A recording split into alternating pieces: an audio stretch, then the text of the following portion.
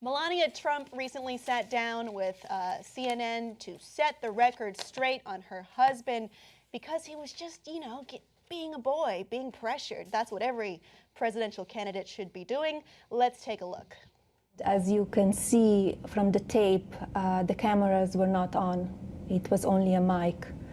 And I wonder if they even knew that the mic was on, because they were kind of a boy talk, and he was lead on, like egg on, from the host to say dirty and bad stuff. Because I said, like, I don't know that person that would talk that way. And that he would say that kind of a stuff in private. I heard many different stuff, boys talk. The boys, that the way they talk when they grow up and they want to sometimes show each other, oh, this and that, and talking about the girls. But yeah, I was surprised, of course. Where do we start? At the end, she was referring to the writer for People magazine who has alleged harassment by Trump, the one that was not hot enough for him to hit on, which he talked about earlier last week.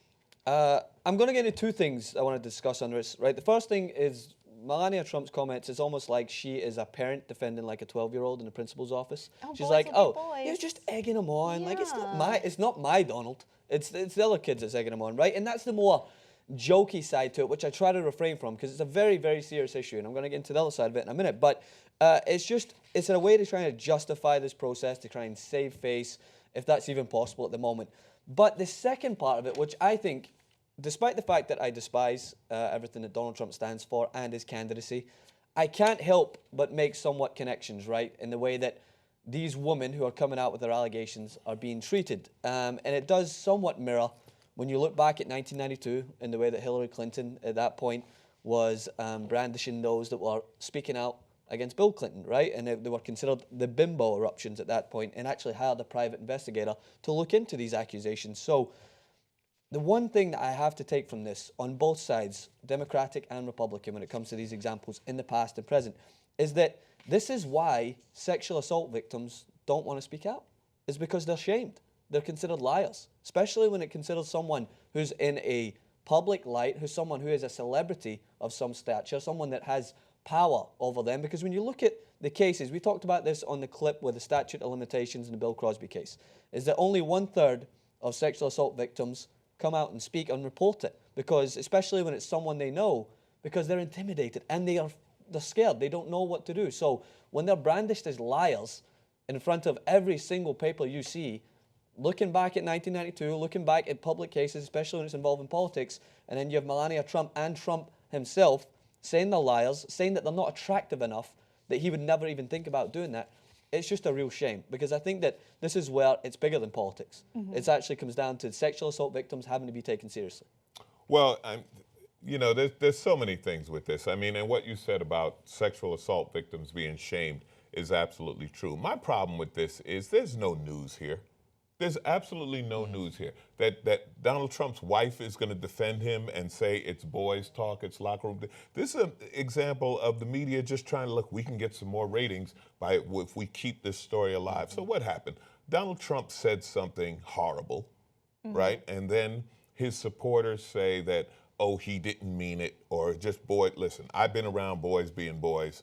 No boys say that, okay? Yeah. Boys do not say, forgive me if you're offended, but no boys grab her by the pussy. Like, you just don't say that. That conversation stops at that moment. Guys are like, what the hell is wrong with you? Yeah. It's, this is, what else was she gonna say? That my husband, well, I agree with him, or that's how he met me. Well, she's not gonna say that, So it's a nonsensical story, like, stop doing it. And like you said, of course, when Bill Clinton was accused, of course Hillary Clinton went out and said, no, my husband didn't do it, because that's what a wife is going to say. Now, you talk to Donald Trump's first wife, she's not necessarily saying that, right? Because she's the divorced, it's a horrible thing, but this is Donald Trump. This is who he is. There's nothing new here. There's nothing shocking here. And this is his wife saying that it didn't happen.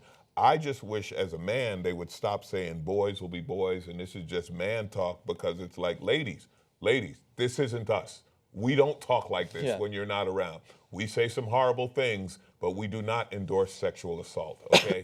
I'm going on record as a guy who's been in the locker room, and no.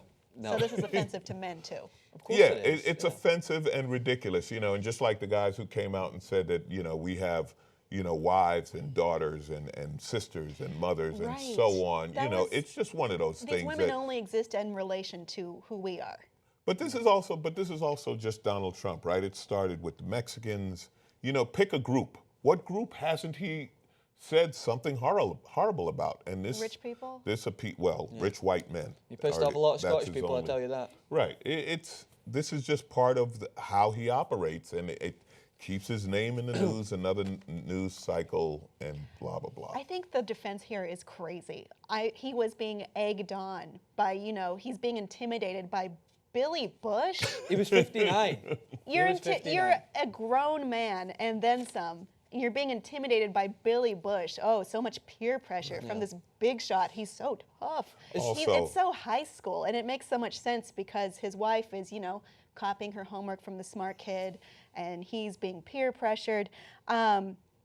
Speaking of which, Melania did end up agreeing with Michelle Obama and her assertion that kissing or groping a woman without consent is sexual assault. I would say Melania always agrees with Michelle Obama as the source for her speeches. There's so much you get with Young Turks membership. You get the full 2-hour show of the Young Turks every single day. It's commercial free. You get Aggressive Progressives. You get all the other network shows that we put together. What else? Post games, right? And other things. And hugs and kisses and rainbows. You know what? Somebody go get a six-pack. And let's all enjoy membership together. TYTnetwork.com/join.